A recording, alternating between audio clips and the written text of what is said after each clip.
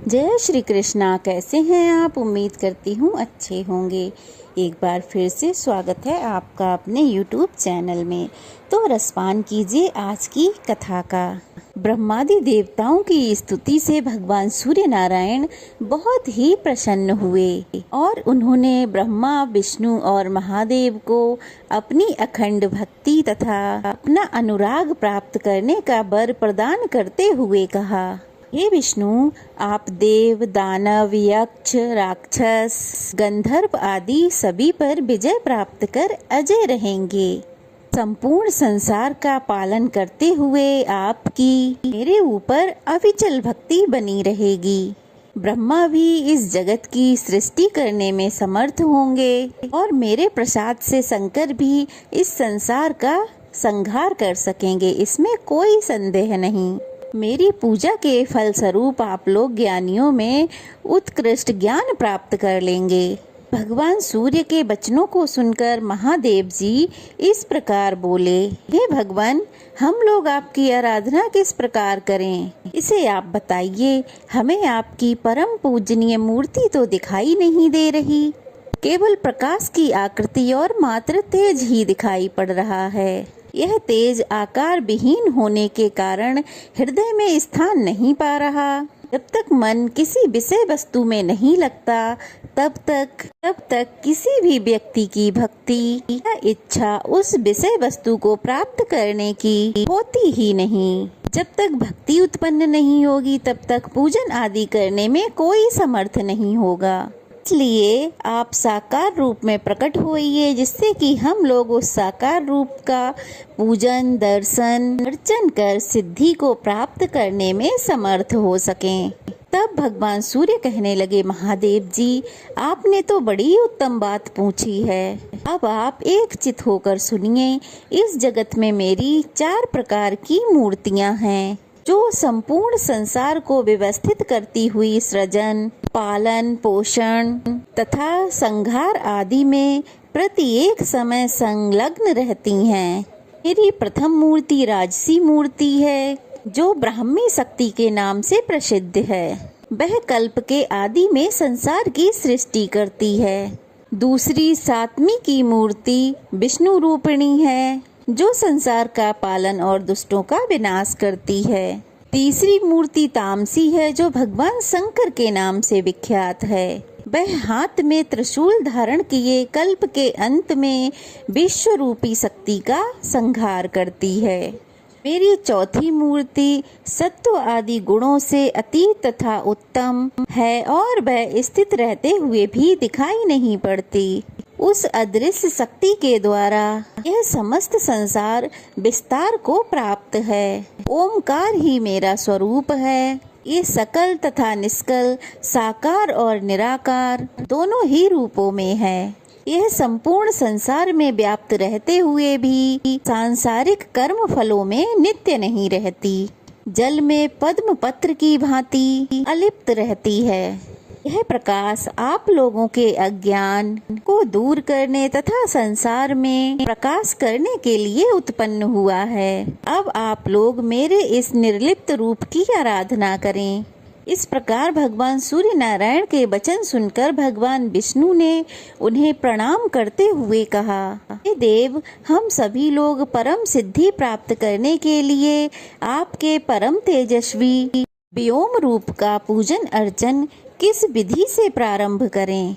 हे परम पूज्य, कृपया आप उस विधि को बतलाकर मेरे सहित ब्रह्मा और शिव पर दया कीजिए, जिससे हम लोगों को परम सिद्धि प्राप्त हो सके और कोई विघ्न बाधा न आए। तब भगवान सूर्य बोले, देवताओं में श्रेष्ठ हे वासुदेव, अब आप शांत चित होकर सुनिए। आपका प्रश्न उचित ही है। मेरे अनुपम व्योम रूप की आप लोग आराधना कीजिए। मेरी पूजा मध्याह्न काल में भक्ति पूर्वक करने से सदैव इच्छित भक्ति की प्राप्ति हो जाती है। भगवान सूर्य के इन वचनों को सुनकर ब्रह्मादि देवताओं ने प्रणाम करते हुए कहा, हे देव, आप धन्य हैं। हम लोगों को आपने अपने तेज से प्रकाशित किया है। हम लोग कृतकृत्य हो गए। आपके दर्शन मात्र से ही सभी लोगों को ज्ञान प्राप्त हुआ है तथा तम मोह तंद्रा आदि सभी क्षण मात्र में ही दूर हो गए हैं। हम लोग आपके ही तेज के प्रभाव से उत्पत्ति, पालन और संहार करते हैं। अब आप व्योम के पूजन विधि को बताने की कृपा कीजिए। तब भगवान आदित्य कहने लगे, हे देवता गणों, आप लोग सत्य ही कह रहे हैं। जो मैं हूँ वही आप लोग भी हैं। अतः आप लोगों के स्वरूप में मैं ही स्थित हूँ। अहंकारी, विमूढ़, असत्य, कलह से युक्त लोगों के कल्याण के लिए तथा आप लोगों के अंधकार अतः तम, मोह आदि की निवृत्ति के लिए मैंने तेजोमयी स्वरूप प्रकट किया। इसलिए अहंकार, मान, दर्प आदि का परित्याग कर श्रद्धा भक्ति पूर्वक निरंतर अब आप लोग मेरी आराधना करें। इससे मेरे सकल निष्कल उत्तम रूप का दर्शन प्राप्त होगा और मेरे दर्शन से सभी सिद्धियां भी प्राप्त हो जाएंगी। इतना कहकर भगवान सूर्य देवताओं के देखते देखते अंतर ध्यान हो गए। भगवान भास्कर के तेजस्वी रूप का दर्शन कर ब्रह्मा, विष्णु और शिव सभी आश्चर्यचकित होकर परस्पर कहने लगे, यह तो अदिति पुत्र सूर्य नारायण हैं। ये महातेजस्वी, लोकों को प्रकाशित करने वाले सूर्य नारायण हैं। इन्होंने हम सभी लोगों को महान अंधकारी रूपी तम से निवृत्त कर दिया है। अब हम अपने अपने स्थान पर चलकर इनकी पूजा करें, जिससे इनके प्रसाद से हमें सिद्धि की प्राप्ति हो। उस व्योम रूप की श्रद्धा भक्ति पूर्वक पूजन करने के लिए ब्रह्मा जी पुष्कर क्षेत्र में, भगवान विष्णु सालग्राम में और शिव जी गंधमादन पर्वत पर चले गए। वहाँ महान दर्प तथा अहंकार का परित्याग कर ब्रह्मा जी 4 कोण से युक्त व्योम की, भगवान विष्णु चक्र में अंकित व्योम की और शिव अग्नि रूपी तेज से अभिभूत व्योम की पूजा करने लगे। ब्रह्मादि देवता गंधमाला, नृत्य, गीत, दिव्य सहस्त्र वर्षों तक सूर्य नारायण की पूजा कर उनकी अचल भक्ति और प्रसन्नता प्राप्ति के लिए उत्तम तपस्या में लीन हो गए। सुमंतु मुनि बोले, हे राजन, देवताओं के तप से प्रसन्न होकर वे एक रूप में ब्रह्मा के पास, एक रूप से शंकर के पास तथा एक रूप से विष्णु के पास गए और अपने चतुर्थ रूप से रथारूढ़ होकर आकाश में भी स्थित रहे। भगवान सूर्य ने अपने योग बल से उन्हें पृथक पृथक दर्शन दिए।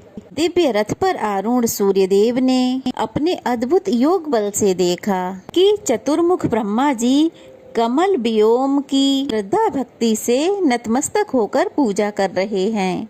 यह देखकर ब्रह्मा जी से सूर्य देव ने कहा, हे सुरश्रेष्ठ, देखो मैं वर देने के लिए उपस्थित हूँ। यह सुनकर श्री ब्रह्मा जी हर्ष से प्रफुल्लित हो गए और हाथ जोड़कर उनके कमल मुख को देखकर अति विनम्र भाव से प्रणाम कर बोले, हाथ जोड़कर बोले, देवेश आप प्रसन्न हैं तो मेरे ऊपर कृपा कीजिए। हे देव, आपके अतिरिक्त मेरे लिए अन्य कोई कृति नहीं है। ब्रह्मा जी की बात सुनकर सूर्यदेव बोले, जैसा आप कह रहे हैं उसमें विचार करने की कोई बात नहीं। हे ब्रह्मा जी, आप कारण रूप से मेरे प्रथम पुत्र के रूप में उत्पन्न होइए।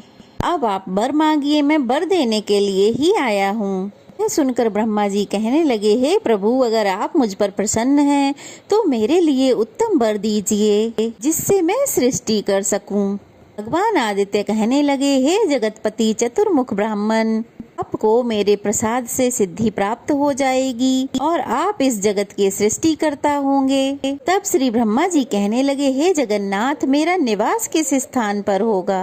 भगवान सूर्य कहने लगे, जिस स्थान पर मेरा महत व्योम रंग से युक्त उत्तम रूप रहेगा वहीं कदम रूप में आप नित्य स्थित रहेंगे। पूर्व दिशा में इंद्र, अग्नि कोण में सांडली शुत अग्नि, दक्षिण में यम, नैऋद्य कोण में नैऋद्धि, पश्चिम में वरुण और वायव्य कोण में वायु तथा उत्तर दिशा में कुबेर का निवास रहेगा। ईशान कोण में शंकर और मध्य में विष्णु का निवास रहेगा। ब्रह्मा जी कहने लगे, देव, आज मैं कृतकृत्य हो गया। जो कुछ भी मुझे चाहिए था वह सब मुझे प्राप्त हो गया। सुमंतु मुनि बोले, राजन, इस प्रकार भगवान सूर्यदेव ब्रह्मा जी को वर देकर उनके साथ गंधमादन पर चले गए।